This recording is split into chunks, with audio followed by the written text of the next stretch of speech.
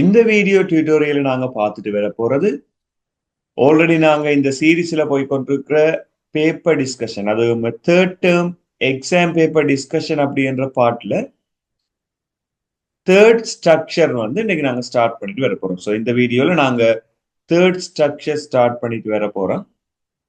இந்த third structure அப்படின்றது information system அப்படின்ற மொடியூலை பேஸ் பண்ணி வந்திருக்க போற ஸ்ட்ரக்சரா இருக்கு. இந்த இன்ஃபர்மேஷன் சிஸ்டம் அப்படின்ற மொடியூலை பொறுத்த மட்டும் ஏ பார்ட்டா இங்க கேட்டிருக்கிற கேள்வி ஒரு கண்டெக்ஸ்ட் டயக்ராம் ஒன்றை மென்ஷன் பண்ணிட்டு அந்த கண்டெக்ஸ்ட் டயக்ராம்ல இருக்க போற பிளாங்க்ஸை ஃபில் பண்ற மாதிரியான ஒரு கொஸ்டின் தான் இங்க வந்து. ஸோ நாங்க இந்த பேராகிராஃபை மேல ஃபுல்லாவே ரீட் பண்ணிட்டு தென் இந்த பேசேஜுக்கு ஏற்ற மாதிரி இந்த ஆன்சர்ஸ் ஃபில் பண்ணணும் இப்போ. ஸோ இதுல ஆல் ஓவரா இந்த பேராகிராஃப் நீங்க பார்க்கக்கூடிய மாதிரி இருக்கும். தென் இந்த பேராகிராஃப் நான் ஹைலைட் பண்றேன் ஒன் பை ஒன்னா.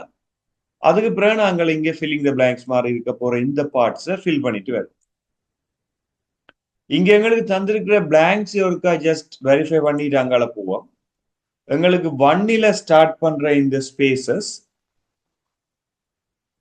6 மட்டும் வருது. ஃபர்ஸ்ட் பிளாங்க் இங்க இருக்கு,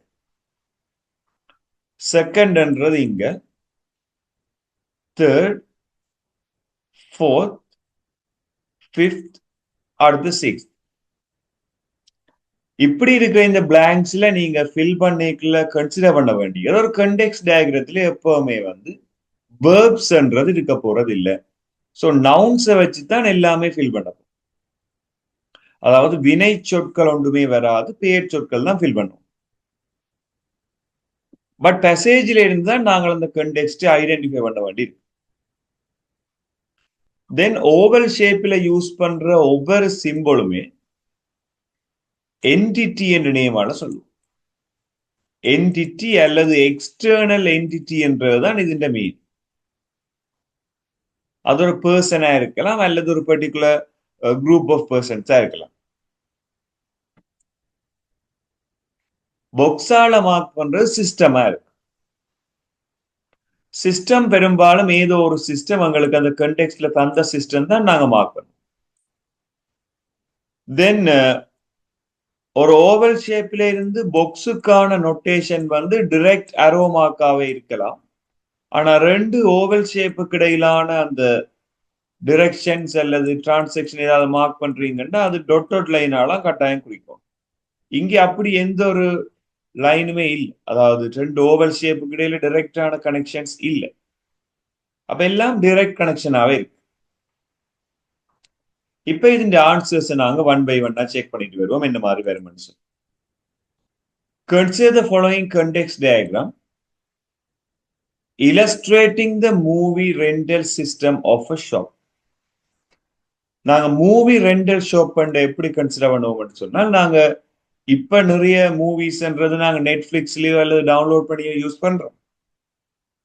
பட் ஒரு காலத்துல நாங்க என்ன செய்யறோம்னா ஒரு ஷாப் பண்றோம், அங்க போயிட்டு சிடியோ டிவிடியோ கசட் டேப் வாட் எவர் அவை அந்த மூவியை ரெக்கார்ட் பண்ணி அந்த சீடியில வச்சிருப்போம். அந்த சீடியை நாங்க ரெண்டுக்கு எடுத்து வந்துட்டு எத்தனை டேஸ் நாங்கள் பார்க்கிறோம்ன்றதுக்கு ஏற்ற மாதிரி அதுக்கான பேமெண்ட்டை செய்ய வேண்டியிருக்கு.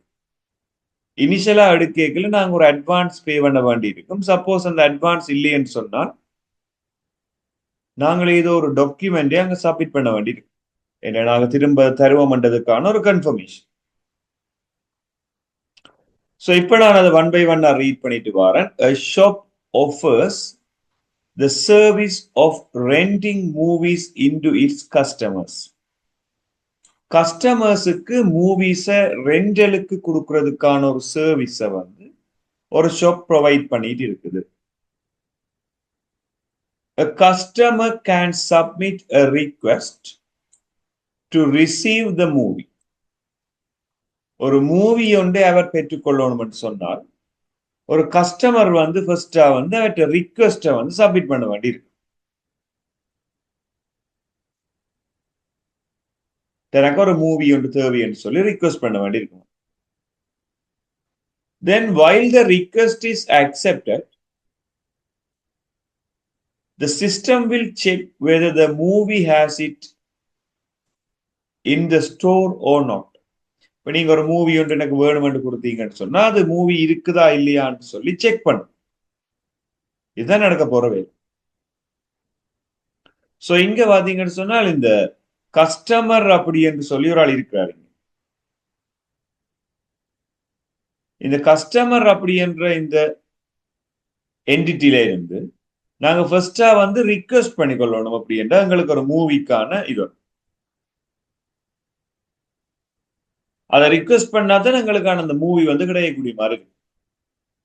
தென் wherever the film is in the shop, the payment for the film will be made by the customer. அந்த மூவி அந்த ஷாப்பில் இருந்தா அந்த பேமெண்ட் கஸ்டமர் வந்து அந்த shop.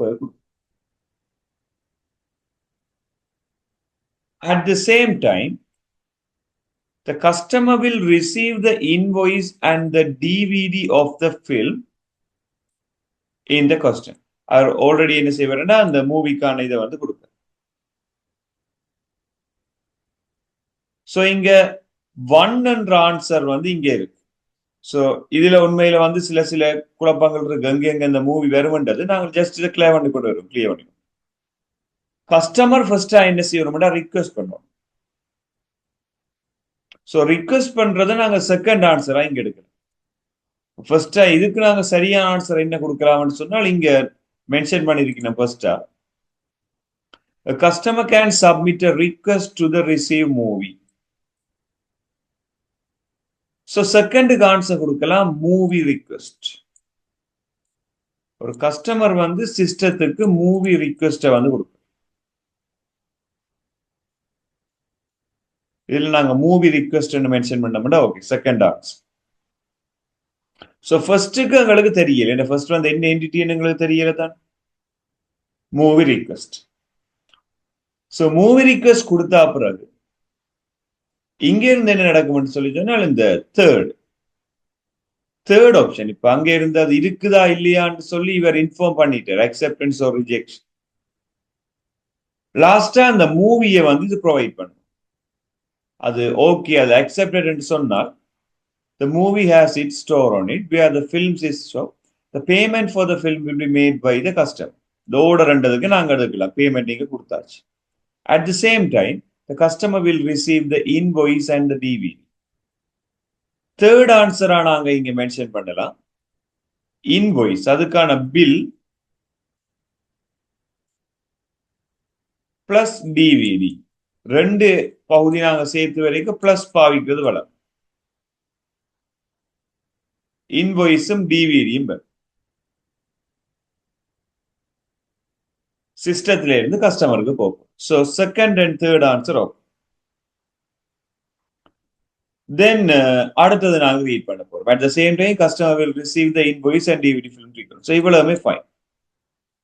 All the details of the movie rental for the rent are recorded in the record management system. So record management system already இங்க இருக்கு. So sixth answer என்னவா இருக்குன்னு சொன்னால் rental details and movie details இங்க தான் இருக்கு. So sixth answer வந்து rental details and movie details. Rental details plus movie details.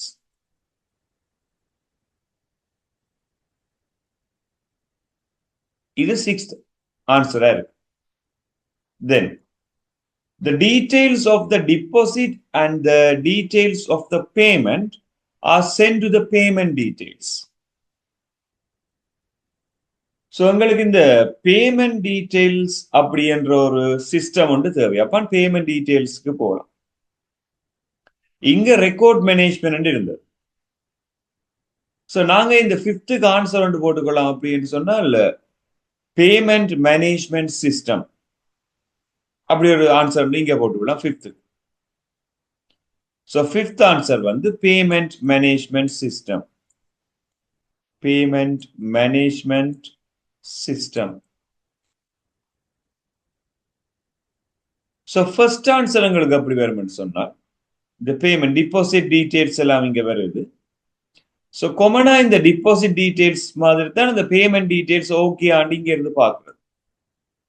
So details of deposit, then payment details அப்படின்னு நாங்கள் இங்க மார்க் பண்ண. First answer payment details. அந்த சிஸ்டம் வந்து பேமெண்ட் டீடைல்ஸ் செக் பண்ணிட்டு தான் நாங்கள் ஓகே இல்லையாண்டு அக்செப்ட் பண்றதை பார்க்கணும். Payment details, right, fine. So நாங்க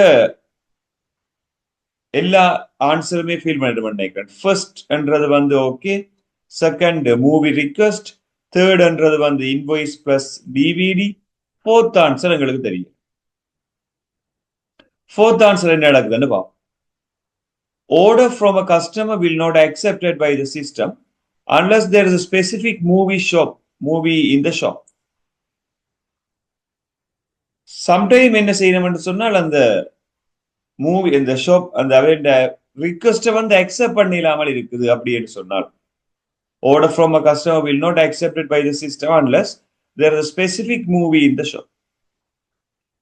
இப்ப இந்த மூவி வந்து அவையாண்ட ரிக்வெஸ்ட் அக்செப்ட் பண்ணிடலான்னு சொல்லி சொன்னா அந்த ஷாப்புக்கு வந்து அந்த டீடைல்ஸ் தான் தேவைப்படும். பிகாஸ் அந்த மூவி வேட்டை இல்லை, தேடி பார்த்துறது இந்த ஸ்டோர்ல அந்த மூவி இல்லை. ஸோ அந்த ரிக்வெஸ்ட் அந்த அவைலபிலிட்டி டீடைல்ஸை வந்து அந்த ஷாப்புக்கு அனுப்பிடும். பிகாஸ் திரும்ப அந்த மூவி இருக்கிற மாதிரியே செட் பண்ணணும். பிகாஸ் இன்னொரு கஸ்டமர் வந்து அந்த மூவி இல்லையேன்னு சொல்லக்கூடாது. நான் அந்த ஷாப்பில் போயிட்டு திரும்ப அந்த மூவியை ரெக்கார்ட் பண்ணி அந்த ரெக்கார்டட் கேசட்டை எடுக்கணும். இங்கே எடுத்தாதான் நெக்ஸ்ட் கஸ்டமர் சேம் மூவி கேட்கல கொடுக்கலாம், அல்லது அதே கஸ்டமருக்குனாலும் கொடுக்கலாம். ஸோ நாலாவது ஆன்சர் வந்து ஷாப் அப்படின்றது. ஷாப்புக்கு தான் அந்த ரிக்வெஸ்ட் வந்து போகும். இப்படி நாங்க இதை ஃபுல்லாவே 1 by 1 இந்த பேராகிராஃபை ரீட் பண்ணி இந்த மெசேஜில் இருக்கிற மாதிரி ஆன்சர்ஸ் நாங்க ஃபைண்ட் பண்ணக்கூடிய மாதிரி இருக்கும். ஸோ இந்த டயக்ராத்தை நாங்க சொல்லிக்கொள்வோம். டிஎஃப்டி லெவல் 0, டிஎஃப்டி லெவல் 1 இருக்கு. டிஎஃப்டி லெவல் 1ன்றது லெவல் 0 விட டீடைல் கூடின ஒரு டயக்ராமா இருக்கு. ஸோ அந்த டயக்ராத்துல நிறைய சிம்பிள்ஸ் எக்ஸ்ட்ராவா இருக்கு. இங்க எங்களுக்கு 2 சிம்பிள், ஒரு oval shape and box shape மட்டும்தான் எங்களுக்கு இருக்கும் சிஸ்டத்தை ரெப்ரசென்ட் பண்றதுக்காக. தென் நாங்கள் பி பார்ட்டுக்கு மூவ் பண்ணுவோமா இருந்தா, பி பார்ட்ல எங்களுக்கு சில டீடைல்ஸ் தந்திருக்கணும். But according to the details நாங்க வந்து அந்த பிளாங்க்ஸை ஃபில் பண்ண வேண்டியிருக்கு பி பார்ட். பட் ஆல்ரெடி எங்களுக்கு தந்திருக்கிற இந்த ஆன்சர்ஸ் இதை நாங்க கன்சிடர் பண்ணி எப்படியான ஆன்சர்ஸ் எங்களுக்கு பாசிபிளா இருக்கணும்ன்றதை ஜஸ்டிஃபை பண்ணிக்கொள்வோம். லாஸ்டா அதுக்கு பிறகு நாங்கள் ஒவ்வொரு ஆன்சர்ஸ் இந்த சரியான ஸ்கிரிப்டுக்கும் வரும். இனிஷியலா எங்கள்கிட்ட இவ கேட்டிருக்கிற பார்ட் வந்து white box testing. White box testing அப்படின்றது வந்து உண்மையில ஒரு கோடிங் நாலேஜ் அல்லது இன்டர்னல் நாலேஜோட நாங்க அந்த சிஸ்டத்தை டெஸ்ட் பண்ற அந்த ஆக்டிவிட்டிக்கு பேர் தான் வந்து ஒயிட் பாக்ஸ் டெஸ்டிங் அப்படின்னு வரும். ஃபார் எக்ஸாம்பிள், இப்போ ஒரு சிஸ்டம் இன்ஜினியர் வந்து அந்த சிஸ்டம் ஒழுங்கா ஒர்க் பண்ணுதான்னு செக் பண்றேன். நான் சிம்பிளா பார்ப்பேன், ஒரு பைக் மெக்கானிக் ஒரு பைக்கை செக் பண்ற மாதிரி. சப்போஸ் அதுல எரர் வந்துட்டுன்னு சொன்னா அந்த மெக்கானிக்கே அந்த எரரை வந்து கரெக்ட் பண்ணக்கூடிய மாதிரி இருக்கும். ஸோ இதை நாங்க சொல்லிக் வந்து ஒயிட் பாக்ஸ் டெஸ்டிங். ஸோ இதே பிளாக் பாக்ஸ் டெஸ்டிங் பார்ப்போமா இருந்தா அப்படி இல்லை. இப்ப ஒரு யூசர் ஒரு பைக்கை செக் பண்றோமா, இப்ப நான் வந்து ஒரு பைக்கை ஸ்டார்ட் வரையில ஸோ நான் ஒரு ஜஸ்ட் 2-3 தடவை ஸ்டார்ட் பண்ணி பார்ப்பேன், அல்லது என்னால ஏழுமான சில விஷயங்களை செய்யும். அது white box, sorry black box. Because எனக்கு அதை பற்றி தெரியா நாலேஜ். இதே மாதிரி ஒரு சிஸ்டத்தை டெவலப் பண்ணின ஒரு ஆள் அந்த சிஸ்டத்தை செக் பண்ணி பார்ப்பார், அதுல ஏதாவது எரர் இருந்தா அவரே அதில் சோல்வ் பண்ண ட்ரை பண்ண பெறட்டு சொல்லிக்கலாம், அது ஒயிட் பாக்ஸ். பிகாஸ் அவருக்கு கோடிங் இன்டர்னல் நாலேஜ் இருக்குது. இதே அந்த கோடிங் அல்லது இன்டர்னல் நாலேஜ் இல்லாத ஒரு பர்சன் அந்த சிஸ்டத்தை செக் பண்ணி பார்க்கிறார் அப்படின்னு சொன்னால் அதை வந்து பிளாக் பாக்ஸ் டெஸ்டிங் அப்படின்ற நேமால சொல்லுவோம். பிளாக் பாக்ஸ் டெஸ்டிங் என்ற நேமால சொல்லுவோம்.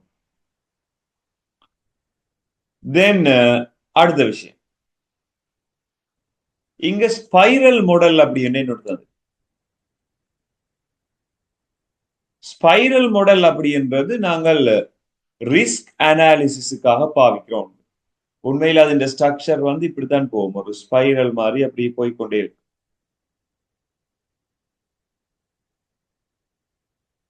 இதுல 4 ஃபேஸஸ் வந்து அவைலபிளா இருக்கு. ஒவ்வொரு ஃபேஸஸுக்கு நாங்கள் ஒவ்வொரு பார்ட் அலோகேட் பண்ணி. இப்போ உண்மையில இந்த ஸ்பைரல் மாடல் ஏன் நாங்க யூஸ் பண்ணிக்கொள்றோம் இங்க என்று சொன்னால், கண்டினியூஸா ஒரு சிஸ்டத்தை டெவலப் பண்ண வேண்டிய நேரங்களில் இதை நாங்க யூஸ் பண்ணுவோம். ஃபார் எக்ஸாம்பிள், ஒரு சிஸ்டத்தை நீங்க யூஸ் பண்ணி கொண்டிருக்கிறீங்களோ, அந்த சிஸ்டம் வந்து ஒரு ரிஸ்க் அனாலிசிஸோட சம்பந்தப்பட்ட ஒரு சிஸ்டம். உதாரணத்துக்கு ஒரு பேங்கிங் சிஸ்டம் எடுங்களேன். ஒரு பேங்கிங் சிஸ்டம் நிறைய ரிஸ்க் த்ரெட்ஸ் எல்லாம் இருக்கு. ஹேக்கிங், தென் இந்த மாதிரி வேற வேற எரர் எல்லாம் வந்து கொண்டே இருக்கு. இந்த நேரங்கள்ல இதை நாங்க சமாளிக்கணும் சொல்லிக்கல, நாங்கள் இந்த ஸ்பைரல் மாடலை யூஸ் பண்ணுறோம். ஸ்பைரல் மாடல் வந்து ஃபுல்லா ரிஸ்க் அனலைஸ் பண்ணி என்னென்ன டைப்பான ரிஸ்க் இருக்கோ அதுக்கேற்ற மாதிரி ரிப்போர்ட்ஸை ப்ரொடியூஸ் பண்ணி அந்தந்த ரிஸ்க்கு ஏற்ற மாதிரியான மேனேஜ்மெண்ட் ஸ்கில்ஸை கொண்டு. ஸோ ஸ்பைரல் மாடல் அப்படின்றது இந்த ஸ்பெஷாலிட்டியே ரிஸ்க் மேனேஜ்மெண்ட் தான். ரிஸ்க் மேனேஜ்மெண்ட் தான் நாங்கள் பார்க்கணும். அடுத்த ப்ரோட்டோடைப்பிங் மாடல் அப்படின்னு சொல்றோம். ப்ரோட்டோடைப்பிங் மாடலுக்கு நாங்கள் ஜென்ரலா சொல்லிக்கொள்ற ஒரு விஷயம் வந்து, இந்த மாடல் என்ன செய்யும் சொன்னால், ஒரு ஆட்டோமேட்டிக்கா அல்லது ஆல்ரெடி இருக்கிற ஒரு ஸ்பெசிபிக் மாடலை பேஸ் பண்ணி யூசர் ரிக்வயர்மெண்ட்ஸையும் கெதர் பண்ணி ஒரு மாடல் ஒன்றை சூஸ் பண்ணிக்கணும். தட் மீன்ஸ் எங்களுக்கான சிஸ்டத்தை ப்ரொடியூஸ் பண்ணி. இதைத்தான் நாங்கள் ப்ரோட்டோடைப்பிங் மாடல் நேமால சொல்லுவோம்.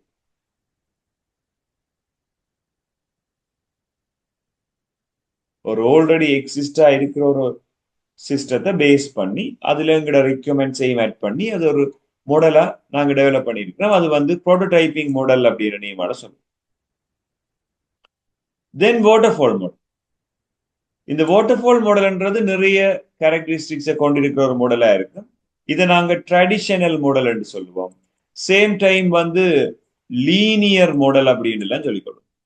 ஏன் லீனியர் என்று சொல்றோம்னா, ஒவ்வொரு ஸ்டெப் முடியத்தான் அடுத்தடுத்த ஸ்டெப் நடக்கும்.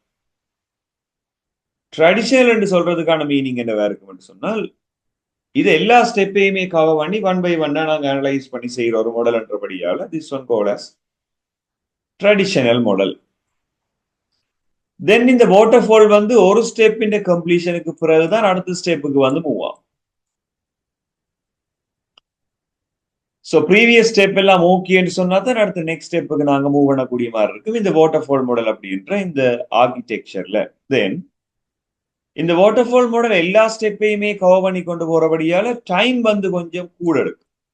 ஒரு ஸ்லோவான ஒரு மாடலா தான் நாங்கள் இதை கன்சிடர் பண்ணிக்கொள்வோம். பட் எனிஹோ எல்லா ரிக்வயர்மெண்ட்ஸையும் இது கெதர் பண்ணி தான் முடிக்கும். பட் ஒரு பெரிய பிரச்சனை ஒன்று இருக்கு. இங்க ரிக்வயர்மெண்ட்ஸை நீங்க ஆல்ரெடி கொடுத்துருவோம். இதுதான் ரிக்வயர்மெண்ட்ஸ். ஒரு சிஸ்டம் டெவலப் பண்ணி கொண்டு போய்க்க நீங்க வந்து எல்லா விதமான விஷயங்களையும் ஏர்லியாவே சப்மிட் பண்ண வேண்டியிருக்கு. இந்த ரிக்வயர்மெண்ட்ஸை வந்து இடையில நாங்க சேஞ்ச் பண்ண முடியாது. இங்க இதுதான் மெயினான விஷயமா நாங்க பார்க்க வேண்டியது. எல்லா விதமான ரிக்வயர்மெண்ட்ஸையும் நாங்க முதலே கொடுத்துட வேணும். லாஸ்ட் மினிட்ல வந்து நாங்க இதை சேஞ்ச் பண்ண இயலாது. பட்ஸ் கொடுத்துட்டீங்கன்னா அது ஃபிக்ஸ்டாவே இருக்கும். ஸோ இதுக்கு நாங்க சொல்லிக்கொள்ளும் ஃபிக்ஸ்ட் ரிக்வயர்மெண்ட்ஸ் மட்டும்தான் நீங்க எடுக்கலாம். ஸோ நாங்கள் ஃபிக்ஸ்ட் இல்லாமல் அடிக்கடி சேஞ்சிங் அல்லது வேரியபிள் ரிக்வயர்மெண்ட்ஸை இங்க யூஸ் பண்ண முடியாது வாட்டர்ஃபால் மாடல். தென் வாட்டர்ஃபால் மாடல்ன்றது வந்து டாக்குமெண்டேஷன் பெட்டரா இருக்கக்கூடிய ஒரு மாடலா நாங்க கன்சிடர் பண்ணுவோம். ஸோ டாக்குமெண்டேஷன் எதை சொல்லிக் கொள்வோம்னா, நாங்கள் எல்லா விஷயத்தையும் நோட் பண்ணி வைப்போம். எரர்ஸ் இருந்தா அதையும் நோட் பண்ணி வைப்போம். ஸோ இந்த டாக்குமெண்டேஷன் பெட்டரா இருக்கும். பிகாஸ் அதுக்கு பிறகு வர ஜென்ரேஷன், ஸோ அந்த டெவலப் பண்ண போற டீம்ன்றது வந்து அதை பார்த்து அதுக்கான ஐடியா எடுக்கலாம்ன்றதுக்காக தான் இந்த டாக்குமெண்டேஷன் வந்து பெட்டரா இருக்கும் இந்த வாட்டர்ஃபால் மாடல். இது வாட்டர்ஃபால் மாடல் பற்றி இன்னொரு ஷார்ட் இன்ஃபார்மான விஷயம். தென் நாங்க ரேட் மாடல்ன்றதை பற்றி பார்க்கணும். ரேட்ன்றது இந்த எக்ஸ்பேன்ஷன் வந்து ரேபிட் அப்ளிகேஷன் டெவலப்மெண்ட் நினைவால சொல்லிக் கொள்வோம். இது வந்து ஒரு ஸ்பீடான வெப்சைட் அல்லது ஒரு சிஸ்டம் டெவலப்மெண்ட்டுக்கான ஒரு suitable model. Rapid application development அப்படின்னு சொன்னால், நாங்கள் ஒரு மாடலை வந்து எவ்வளவு தூரம் ஸ்பீடா டெவலப் பண்ணலாமோ அவ்வளவு தூரம் நாங்கள் ஸ்பீடா டெவலப் பண்ணுவோம். மேக்சிமம் ஸ்பீடை தான் ரேபிட் சொல்லிக்கணும். ஜென்ரலா நாங்க ஒரு 90 days அல்லது 60 to 90 days 2 to 3 மாதங்களுக்குள்ளே அந்த சாஃப்ட்வேரை டெவலப் பண்றதுக்கான ஒரு மாடல் தான் இந்த RAD மாடல்னு சொல்லுவோம், குயிக்கஸ்ட் டெவலப்மெண்ட்.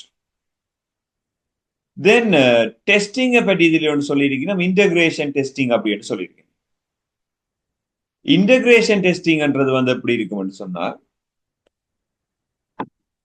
ஒரு யூனிட் டெஸ்டிங்ன்றது வந்து ஒரு சிஸ்டத்தை நாங்க 1 by 1 செக் பண்றது தான் யூனிட் டெஸ்டிங் என்று சொல்லிக்கொள்வோம். தென் இன்டகிரேஷன் டெஸ்டிங் அப்படின்றது வந்து அந்த சிஸ்டத்தின் பார்ட்ஸ் ஒவ்வொன்றையுமே குரூப்ஸ் ஆக்கி போட்டு அதை நாங்க செக் பண்ணுவோம். அதுதான் நாங்கள் இன்டகிரேஷன் டெஸ்டிங் நேமால சொல்லுவோம். இந்த குரூப் ஆக்கின டெஸ்டிங் எல்லாத்தையும் நாங்கள் ஃபைனல் பண்ணி ஒரு சிஸ்டம் ஆக்கி செய்த மாதிரி இருந்தா சிஸ்டம் டெஸ்டிங். அதே சிஸ்டம் டெஸ்டிங்ன்றது வந்து யூசர் செய்வரா இருந்தா, யூசர் எனக்கு அந்த சிஸ்டம் சாட்டிஸ்ஃபைடா இல்லையான்னு செய்வரா இருந்தா அதை நாங்கள் அக்செப்டன்ஸ் சொல்லிக்கணும். ஸோ இப்போ இதை 1 by 1 நாங்கள் என்ன ஆன்சர் வரும் செக் பண்ண வேண்டிய டைம். ஸோ இதுல தந்திருக்க ஆன்சர்ஸ் நான் இதுல உங்களுக்கு ஹைலைட் பண்ணி காட்டுறேன். So these are the answers. நாங்க சரியான ஆன்சர் நம்பரை மட்டும் நான் இதுல மார்க் பண்ணிக்கிறேன். First question, is the sequential or linear process model used in software development? So இதுல இது ஒரு ஆன்சர் ஒன்று எங்களுக்கு வர போறார், என்ன இருக்குன்னு பார்த்துட்டு வரும். ஸோ அதே மாதிரி ஒவ்வொரு சென்டென்ஸும் எங்களுக்கு தந்துட்டு இதுடைய ஆன்சர்ஸ் என்ன மாதிரி என்று கேட்டுக்கொண்டு வரையினோம். ஸோ ஃபர்ஸ்ட் ஸ்டேட்மெண்ட் எங்களுக்கு தந்திருக்கீங்கன்னா சீக்வென்சர் சொல்லி, அதே மாதிரியே செகண்ட் உங்களுக்கு combination of iterative development model அப்படின்னு சொல்லி வந்திருக்கு. தென் அப்படியே தேர்ட், ஃபோர்த், ஃபிஃப்த்ன்னு சொல்லி எங்களுக்கு 5 ஸ்டேட்மெண்ட் தந்திருக்கீங்கன்னா, பட் ஆன்சர்ஸ் பார்த்தீங்கன்னா எங்களுக்கு ஒரு 7 ஆன்சர்ஸ் தந்திருக்கீங்கன்னா. ஸோ இந்த இடத்துல ஆன்சர்ஸ் எங்களுக்கு கூடத்தான் இருக்குது, பட் 2 ஆன்சர் எக்ஸ்ட்ராவா தான் இருக்கு. ஸோ கவனமா போடணும், பிகாஸ் ஆன்சர்ஸ் வந்து எக்ஸ்ட்ராவானதை நாங்க மார்க் பண்ண மாட்டோம், அந்த 1 மார்க்ஸ் எங்களுக்கு இல்லாம போயிடும். ஸோ சரியா நாங்க பார்த்துட்டு வரோம். ஃபர்ஸ்டா இங்க சொல்லியிருக்கிற விஷயம் லீனியர் ஓ சீக்வென்ஷியல் அப்படின்னு வருதுன்னா கட்டாயம் அது வாட்டர்ஃபால் மாடலா தான் இருந்திருக்க வேணும். ஸோ இங்க வந்து answer fourth answer, first one okay. Then அடுத்ததான் இங்க மென்ஷன் பண்ணி கொண்டு வர்றது it's a combination of iterative development model. உண்மையில இந்த ஸ்பைரல் மாடல் அப்படின்றதுதான் இதுக்கு சரியான ஆன்சர் ஆகுது, பிகாஸ் ஸ்பைரல் மாடல்ன்றது வந்து ஒரு இட்டரேட்டிவ் மாடலும் பிளஸ் சீக்வென்ஷியல் மாடலும் சேர்ந்ததான ஒரு மாடலா நாங்க கன்சிடர் பண்ணலாம். 1 by 1 நாங்க கம்ப்ளீட் பண்றோம், சேம் டைம் திரும்ப அடுத்த ஃபேஸ்ல வந்து திரும்ப இட்டரேட்டிவ் ஆகிக்கொண்டே போகும். ஸோ இதை நாங்கள் இருக்கிறதுல ஒரு combination of iterative development process அப்படின்னு எடுத்துக்கொள்ளலாம். ஸோ இதை நாங்கள் செகண்ட் ஆன்சரை மென்ஷன் பண்ணிக்கொள்ளலாம். Second. Third one is an initial version of the software system that is used to demonstrate concept, try out design options and find out more about the user requirements. So third one எங்களுக்கு வருது. So இதுக்கு நான் already சொன்ன மாதிரி prototyping model. Prototyping model என்ன செய்யும்னா already ஒரு version ஒன்று இருக்கும், அந்த வேர்ஷனை நாங்கள் ஷோ பண்ணிட்டு யூசர் ரிக்வயர்மெண்ட்ஸை கேட்போம். ஸோ இந்த மாடல்ல நாங்கள் என்னென்ன சேஞ்சஸ் செய்ய போறோம். ஃபார் எக்ஸாம்பிள் ஒரு ஃபுட் சிட்டிக்கு நாங்கள் சாஃப்ட்வேர் ஒன்று டெவலப் பண்ண போறோம்னு சொல்லிக்கல, அந்த ஃபுட் சிட்டிக்கு போயிட்டு இனிஷியலா கேட்போம். ஸோ இதுதான் எங்களோட சாஃப்ட்வேர் ஆல்ரெடி இருக்குது, இதுக்கு நீங்க என்னென்ன அடிஷனல் ரிக்வயர்மெண்ட்ஸ் சேஞ்ச் பண்ண போறீங்க. ஸோ அந்த இடத்துல அந்த ஃபுட் சிட்டிஸ்ல சம்பந்தப்பட்டாக்கள் சொல்லணும், ஓகே இதை சேஞ்ச் பண்ண வேணும், இதை சேஞ்ச் பண்ண தேவையில்லைன்னு சொல்லுவாங்க. ஸோ அவங்க சொல்ற மாதிரியே எங்களோட சிஸ்டத்தை நாங்கள் மாடிஃபை பண்ணி அவைக்கு நாங்கள் ப்ரொடியூஸ் பண்ணிக்கொள்வோம். That's called as prototyping model. So third ஆன்சரா வந்து தேர்டை நாங்கள் மென்ஷன் பண்ணுவோம். தென் ஃபோர்த் ஆன்சருக்கு நாங்கள் வர போறோம்.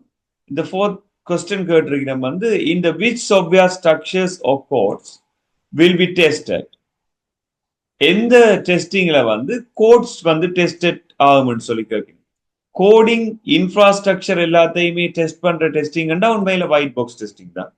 During this process programs will be tested. This requires knowledge of how the software works.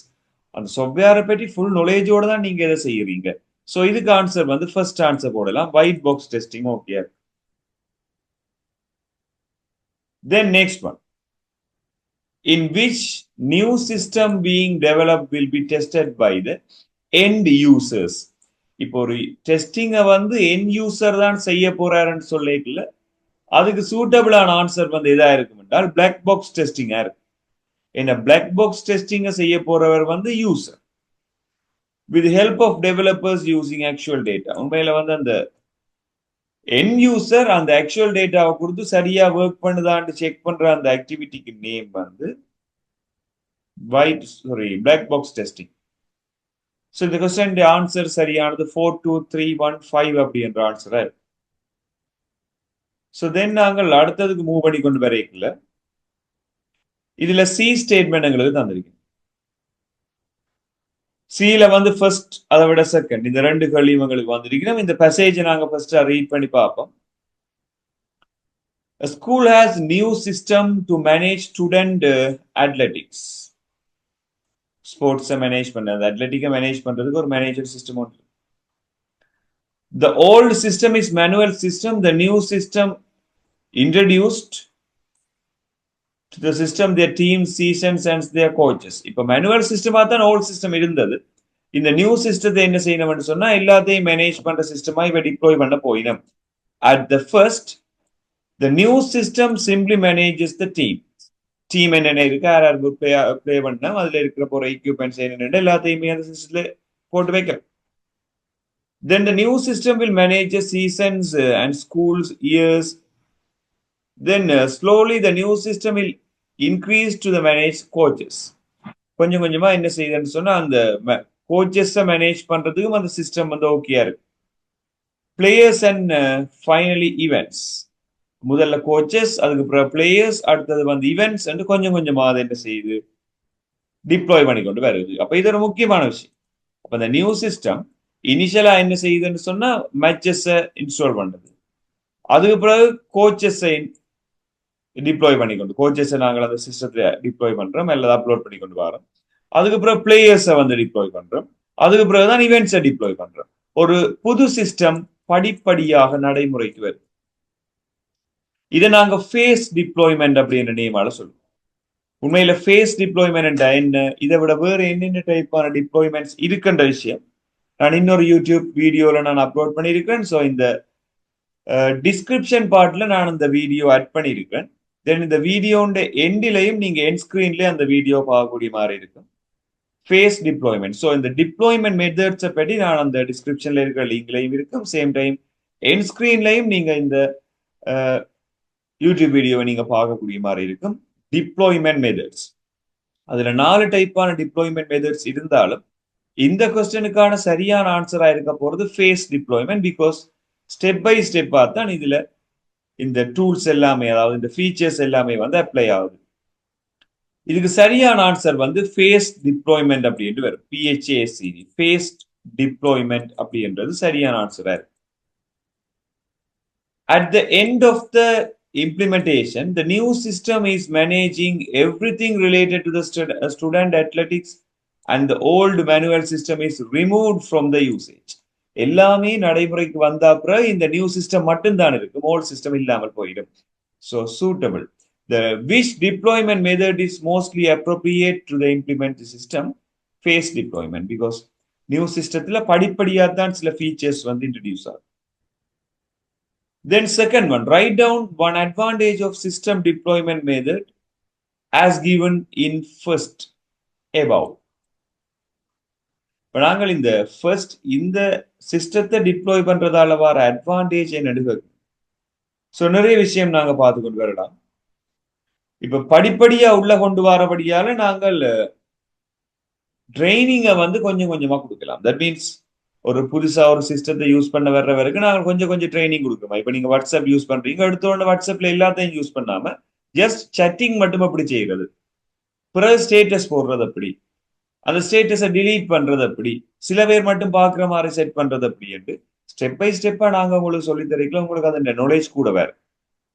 So நாங்கள் இதில் ஃபர்ஸ்ட் அட்வான்டேஜ் மாதிரி மார்க் பண்ணி வைக்கலாம். The small parts of the training will be implemented one by one. The training can be completed in small parts. Easily we can do the training. So first answer, easily we can do the training. Training நாங்க easily நாங்க implement பண்ணக்கூடிய மாதிரி. தென் அடுத்தது இந்த new system ஏதாவது ஃபெயிலியரா போச்சுன்னு சொன்னால் நாங்க ஓல்ட் சிஸ்டம் யூஸ் பண்ணி கொண்டிருக்கிறோம் என்ன சேம் டைம். ஸோ அது பிரச்சனை இல்லை, அங்கே ஓல்ட் சிஸ்டத்துல அந்த ஃபீச்சரை யூஸ் பண்ணுங்க. இந்த ஒவ்வொரு ஃபீச்சரா தான் இம்ப்ளிமெண்ட் ஆகுது. ஸோ அந்த ஃபீச்சர்ல ஃபெயிலியர் இருந்தால் ஈஸியாக கண்டுபிடிக்கலாம். ஸோ நாங்க இதுக்கு mention பண்ணிக்கொள்ளலாம், the failure of the part of new system can be easily resolved or can be easily identified or easily managed. அந்த ஃபெயிலியர்ஸை நாங்கள் ஈஸியா கண்டுபிடிக்கலாம். அடுத்தது வந்து நியூ சிஸ்டத்துல இருக்க போற ஏதாவது எரர்ஸ் வந்து பெரிய லெவலில் அந்த சிஸ்டத்தை பாதிக்காது. The failures in the new system won't be affect much more. அவ்வளவு பெருசா வந்து ஒரு ஹெவியா எங்களுக்கான அந்த பாதிப்பு இருக்காது. பிகாஸ் அந்த ஃபீச்சர்ல மட்டும் தான் இஷ்யூ இருக்க போகுது. இப்படி நாங்க அந்த ஃபேஸ் டிப்ளாய்மெண்ட் எங்களுக்கு ஏற்ற மாதிரி நாங்க ஆன்சர்ஸ் எடுக்கக்கூடிய மாதிரி இருக்கும். இவ்வளவு பார்ட்ஸும் நாங்க சிஸ்டம் அப்படி என்ற, அதாவது இன்ஃபர்மேஷன் சிஸ்டம் அப்படி என்ற பாடத்துல வந்தது, மொடியூல்ல வந்து ஒரு தேர்ட் ஸ்ட்ரக்சர் இந்த தேர்ட் டேர்ம் எக்ஸாம் பேப்பர்ல இப்ப பார்த்து முடிச்சிருந்தோம் இந்த வீடியோ செஷன்ல.